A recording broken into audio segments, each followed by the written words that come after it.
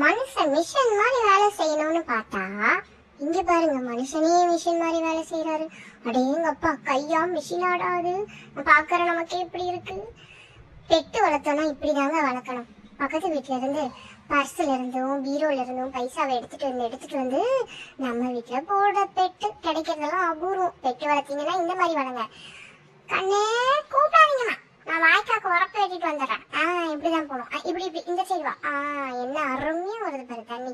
வாய்க்காய்க்கு தண்ணி பாய்ச்சினா தான் விவசாயம் ஓடும். இந்த சைடு போ, இந்த சைடு போ, இந்த சைடு போ. சூப்பர். எப்படி அடிக்கவே இல்லை, அதுக்குள்ள அழுவுற. எப்படியாவது இவனை தின்னுறணுமே. எப்படி போறது, என்ன பண்ணதுன்னு புரியலையே. நான் ஃபுல் டயட்ல இருக்கிறேங்க. ஒரே ஒரு பழம் தான் சாப்பிடுவேன். இத்தனோண்டு பழம் தாங்க.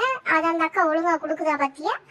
ஜூஸ் எல்லாம் வெளியில போயிருச்சு, சக்கையை மட்டும் எனக்கு கொடுக்குது. சப்ஸ்கிரைப், லைக், ஷேர் பண்ணிருங்க.